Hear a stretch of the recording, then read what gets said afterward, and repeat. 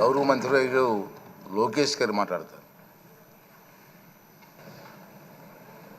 స్పీకర్గా ఎన్నికైన అయ్యన్న పాత్రుడు గారికి నా హృదయపూర్వక శుభాకాంక్షలు. అయ్యన్న పాత్రుడు గారు అంటే అందరి పాత్ర, ఎప్పుడూ ప్రజల గురించే ఆలోచించే వ్యక్తి. అధికారంలో ఉన్న ప్రతిపక్షంలో ఉన్న ప్రజల సమస్యలు ఎట్లా పరిష్కరించాలని ఆలోచించే వ్యక్తి అయ్యన్న పాత్రుడు గారు. అయ్యన్న పాత్రుడు గారు అంటే ఒక పోరాటం, ఒక పౌరుషం. ఇప్పుడే పవనన్న అన్నట్టు క్షణికావేశం కూడా ఉండేది, ఇప్పుడు ఇంకా అవకాశం లేకుండా పోయింది.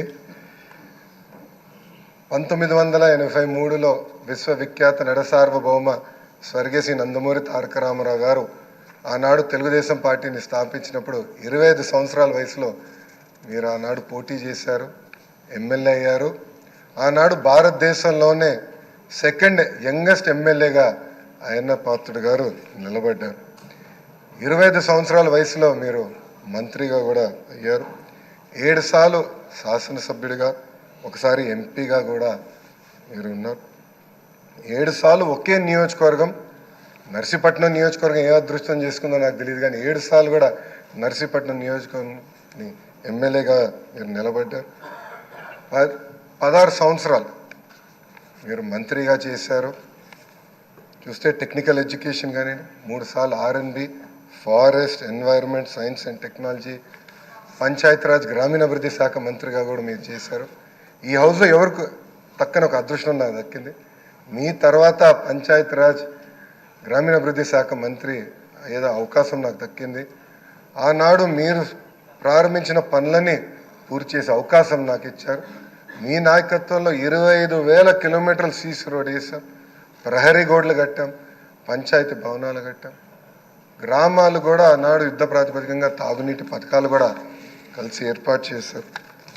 అంతేకాకుండా నాకు ఎప్పుడు సలహాలు కావాలన్నా, సూచనలు కావాలని మీకు ఫోన్ చేసేవాడిని, మిమ్మల్ని అడిగి తెలుసుకునేవాడిని. ఆనాడు పంచాయతీరాజ్ గ్రామీణాభివృద్ధి శాఖ మంత్రిగా నేను ఇన్ని పనులు చేయగలనంటే దాని వెనకాల మీరున్నారని ప్రజలందరూ కూడా తెలియజేస్తున్నాను. ఇంతేకాకుండా పెద్దలు గౌరవ ముఖ్యమంత్రి గారు చెప్పినట్లు ఆనాడు ఉత్తరాంధ్ర సుజల సవంతి ఇరిగేషన్ కోసం కూడా మీరు పెద్ద ఎత్తున పోరాడారు. నాకు బాగా గుర్తు, తెలుగుదేశం పార్టీ విశాఖపట్నంలో మహానాడు ఏర్పాటు చేసుకుంటే ఎట్టి పరిస్థితుల్లో అనౌన్స్ చేయాలి అని పట్టుబట్టారు. ఆనాడు కూడా గౌరవ ముఖ్యమంత్రి గారు కూడా అనౌన్స్ చేశారు. అంతేకాకుండా పార్టీలో కూడా పాలిట్ బ్యూరో సభ్యుడిగా, సీనియర్ నాయకుడిగా నాకు ఎప్పుడూ ఒక గైడెన్స్ ఇస్తాను ఉన్నారు. ఒకే పార్టీ, ఒకే జెండా, ప్రజలే ఎజెండాగా మీరు ముందరికెళ్ళిన వ్యక్తి. గత 5 సంవత్సరాలు మీరు కూడా ప్రభుత్వం చేతిలో ఒక బాధితులు. 23 కేసులు మీ పైన కూడా బంపర్ ఆఫర్ మీ పైన కూడా పెట్టారు. మీ పైన కూడా నిర్భయ కేసు పెడతాం కానివ్వండి, అని చేస్తాం, చాలా బాధాకరం. ఆనాడు కావాలని ఇల్లు ఇల్లీగల్గా ఉందని కోర్టు కూల్చొద్దు అని చెప్పినా కూడా అతి ఉత్సాహంతో అధికారుల్ని, పోలీస్ సోదరులను పంపించి మీ ఇల్లు పైన కూడా దాడి చేశారు, కుటుంబం పైన దాడి చేశారు. మీ భార్య కానీ 2 అబ్బాయిలు కూడా బాధితులై ప్రభుత్వం చేతులు. ఆనాడు నేను నర్సీపట్నంకు వెళ్ళాను, కుటుంబాన్ని కలిసినప్పుడు వాళ్ళని ఒకటే అడిగాను, ఇక్కడికి మీరు ఎందుకు వచ్చారు? మీ అవసరం రాష్ట్రానికి ఉంది, ఏం పర్వాలేదు, అయ్యన్న పాత్రుడు గారు పోరాడతారు, ఎక్కడికి వెళ్ళరు, మీరు వెళ్ళి అందరు కార్యకర్తల్ని కాపాడండి అని తల్లి కూడా నాకు చెప్పడం జరిగింది. నేను అది ఎప్పుడూ మరవలేను. రాజకీయాలు చూసి పెరిగిన వ్యక్తి. ఒకప్పుడు శాసనసభ జరుగుతుందంటే రాత్రి 2-3 వరకు కూడా జరిగేది. ముఖ్యమంత్రి గారు, ప్రతిపక్ష నేత హోరాహోరీగా చర్చలు చేశారు. యువకులుగా మేమందరం చూసేవాళ్ళం. ఉందాతనంగా సభ జరిగేది. ఎవరన్నా స్పీడ్గా మాట్లాడినా రెండో రోజు సభకొచ్చి కొంచెం స్పీడ్గా మాట్లాడడం, క్షమించండి అని కూడా కోరిన రోజులు అందరం చూసాం. కానీ గత 5 సంవత్సరాలు అన్నీ లేకుండా పోయినాయి. ప్రజలు కూడా ఒక మాటలో చెప్పాలంటే శాసనసభని అసహించుకునే పరిస్థితి వచ్చింది. ఇది చాలా చాలా బాధాకరం. ఇక్కడ చాలామంది మొదటిసారి శాసనసభ్యులు ఉన్నారు. మీ నాయకత్వంలో నేర్చుకునేదానికి మేము ఈ హౌస్కి వచ్చాం. సభ సాంప్రదాయాలు ఏంటి, ఎలా ముందలు తీసుకెళ్ళనేది మీరు మమ్మల్ని అందరినీ గైడ్ చేయండి. యంగ్స్టర్స్గా గతంలో ఎట్లయితే సభ జరిగేదో, పెద్దలు ఎలా ఈ సభని నిర్వహించారో నేర్చుకోవాలన్న ఆలోచనతో మేమందరం ఇక్కడికి వచ్చాం. మీ ప్రోత్సాహం ఎప్పుడు మాకు ఉండాలని మిమ్మల్ని అందరినీ అధ్యక్ష వారిని నేను కోరుతున్నాను. అంతేకాకుండా మాకు నాయకత్వం అందించండి, లీడర్షిప్ ఇవ్వండి. హౌస్ని మేమందరం మీరు చెప్పిన మాట మీద నిలబడతాం. గౌరవ ముఖ్యమంత్రి గారు మన మంత్రులు కలిసినప్పుడు మాకు చెప్పారు, ప్రతిపక్ష హోదా లేకపోయినా, ప్రతిపక్ష ఇక్కడ ఈరోజు హౌస్కి రాకపోయినా మనమే ప్రతిపక్షం అనుకోవాలి. ప్రజల తరపున నిలబడాలి, ప్రజల తరపున పోరాడాలి, ప్రజల సమస్యలు తెలుసుకోవాలి, ప్రజలు కావాల్సిన చట్టాలు మనం తీసుకురావాలని చాలా స్పష్టంగా చెప్పారు. దానికి మీ సహకారం చాలా చాలా అవసరమని మిమ్మల్ని నేను కోరుతున్నాను. అయ్యనాథ్ పాత్రుడు గారిపైన ఎన్ని కేసులు పెట్టినా, ఎన్ని రకాలుగా హింసించినా ఆయన ఒకే మాట చెప్పేవారు, నేను తగ్గేదే లేదనేవారు. అహర్నిశలు పోరాడేవారు. గన్నవరం సభలో కూడా మీరు ఆనాడు వచ్చి మాట్లాడితే కూడా మరుసటి రోజు మీ పైన కేసు పెట్టి నాన్ బెయిలబుల్ వారెంట్ కూడా ఇష్యూ చేస్తాం చూసాం. కానీ ఆయన పాత్రుడు ఎప్పుడు తగ్గలేదు, ఎప్పుడు పోరాడితే ఉన్నారు. ఆ స్ఫూర్తిని మీ అందరం కూడా హౌస్కి తీసుకెళ్తాం. మీ దగ్గర నుంచి మేము చాలా నేర్చుకోవాల్సిన అవసరం ఉంది.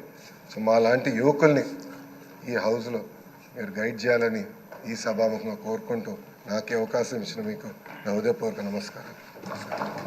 అధ్యక్ష, ఈరోజు శాసనసభ స్పీకర్గా ఎన్నికై పదవి బాధ్యతలు స్వీకరించినటువంటి మీకు ముందుగా హృదయపూర్వకమైనటువంటి అభినందనలు ముందుగా తెలియజేసుకుంటూ ఉన్నా. ఎందుకంటే రాజకీయాల్లో నేను కూడా చూస్తూ ఉన్నా, ఒకసారి శాసనసభ్యుడిగా గెలిచి మళ్ళీ ఇంకొకసారి గెలవాలంటే ఎంత కష్టమవుతుందో చూస్తూ ఉన్నాం ప్రత్యక్షంగా. ఇటువంటి రోజుల్లో కూడా మరి 7 సార్లు శాసనసభ్యుడిగా కానీ, పార్లమెంటు సభ్యుడిగా కానీ మరి ఏ రకంగా అయితే ప్రజల అభిమానాన్ని, ఆశీర్వాదాన్ని మీరు సంపాదించారో అదంతా కూడా మాలాంటి వారికి అందరికీ కూడా ఒక స్ఫూర్తిగా, ఆదర్శంగా తీసుకోవాల్సినటువంటి బాధ్యత మా మీద ఉందని చెప్పి సందర్భంగా మరి తెలియజేసుకుంటూ, అదేవిధంగా ఏదైతే తెలుగుదేశం పార్టీ పరంగా, ఎందుకంటే తెలుగుదేశం పార్టీ అంటే బీసీ అంటే తెలుగుదేశం పార్టీ. ఎందుకంటే నేను కూడా ఆ రోజు చూసా, 1982లో తెలుగుదేశం పార్టీ ఆవిర్భవించక ముందు రాజకీయాలంటే ఒక ఫ్యాక్షనిస్టులు, ఇండస్ట్రీస్టులు, క్యాపిటలిస్టులు, భూస్వాముల చేతిలో ఉండేటువంటి రోజుల్లో ఆ రోజు ఎన్టీ రామారావు గారు రాజకీయం అంటే సామాన్యుడికి తెలియజెప్పేటువంటి స్థితిలో, అందులో ప్రత్యేకించి బడుగు బలహీన వర్గాలకి పెద్దపీట వేసేటువంటి స్థితి ఆ రోజు ఎన్టీ రామారావు గారి దగ్గర నుండి ఈరోజు చంద్రబాబు నాయుడు గారి వరకు కూడా తెలుగుదేశం పార్టీలో ఈ ఆంధ్రప్రదేశ్ రాష్ట్రంలో నేను కూడా చూసినటువంటి పరిస్థితి. అందుకు ప్రత్యేకించి లాస్ట్ టైం కూడా నేను చూసాం, ఏదైతే 2 పార్టీలు ఏదైతే వైఎస్ఆర్సీపీ, తెలుగుదేశం పార్టీ ఉంటే ఆ రోజు కూడా వైఎస్ఆర్సీపీ పార్టీ అంటే ఒక జగన్మోహన్ రెడ్డి, ఒక విజయసాయిరెడ్డి, ఒక సుబ్బారెడ్డి, ఒక సజ్జల రామకృష్ణారెడ్డి, ఒక పెద్దిరెడ్డి రామచంద్రారెడ్డి, ఒక మిథున్ రెడ్డి, వీళ్ళు గుర్తు వచ్చేవారు ప్రజలకి. ఒక తెలుగుదేశం పార్టీ అంటే ఒక కళా వెంకట్రావు, ఒక అచ్చెన్నాయుడు, ఒక అయ్యన్న పాత్రుడు, ఒక యనమల రామకృష్ణుడు, ఒక పీతాని సత్యనారాయణ, ఒక కొల్లు రవీంద్ర, ఒక కాలవ శ్రీనివాసులు, ఒక కేఈ కృష్ణమూర్తి. అది తెలుగుదేశం పార్టీ అంటే ఎప్పుడు కూడా బీసీలకి ఆ రకంగా ఎప్పుడు కూడా ప్రాధాన్యత ఇచ్చేటువంటి పార్టీ అనే విషయాన్ని కూడా మరి నేను కూడా చాలా క్లియర్గా చూడడం జరిగింది అధ్యక్ష. ఆ రకంగా మళ్ళీ ఈరోజు కూడా, ఎందుకంటే ఆ రోజు కూడా బడుగు వర్గాలకి ప్రాధాన్యత ఇస్తూ ఆ రోజు మా గోదావరి దళిత బిడ్డ బాలయ్య గారిని ఒక అత్యున్నతమైనటువంటి పార్లమెంట్ స్పీకర్గా బాలయ్య గారిని తీసుకోవడం కానీ, అదేవిధంగా మరొక దళిత బిడ్డ ప్రతిభాభారతి గారిని మరి ఇక్కడ స్పీకర్గా తీసుకోవడం కానీ, ఈరోజు మళ్ళీ ఒక అయ్యన్న పాత్ర గారు, ఒక సీనియర్ నాయకులు, ఒక బీసీ నాయకులు మళ్ళీ ఈరోజు స్పీకర్గా మరి ఈరోజు ఎన్నిక ఇవ్వడం వేళ చంద్రబాబు నాయుడు గారికి, అందుకు సహకరించినటువంటి పవన్ కళ్యాణ్ గారికి, బీజేపీ అందరికీ కూడా మనస్ఫూర్తిగా పేరు పేరున కూడా మరి ధన్యవాదాలు ఈ సందర్భంగా తెలియజేసుకుంటూ, ఖచ్చితంగా ఏదైతే యొక్క శాసనసభ యొక్క హోందాతనం మరింత పెంచేటువంటి విధంగా, ఎందుకంటే మేము కూడా చూస్తూ ఉంటే ఆ రోజు ఆంధ్రప్రదేశ్ రాష్ట్రం మరి తొలి స్పీకర్గా ఆ రోజు మరి ఐదేవర కాళేశ్వరరావు గారు కానీ, మరి ఏదైతే పిడతల రంగారెడ్డి గారు కానీ, కోన ప్రభాకర్ రావు గారు కానీ, నిశంకరరావు వెంకటరత్నం గారు కానీ, శ్రీపాదరావు గారు కానీ, యనమల రామకృష్ణుడు కానీ, ఈరోజు మంత్రిగా ఉన్నటువంటి మరి ఏదైతే మన నాదెండ్ల మనోహర్ గారు కానీ, ఇట్లా ఎంతోమంది ఈ సభను హోందాగా సమర్థవంతంగా నడిపించినటువంటి చరిత్ర గతంలో ఉంది.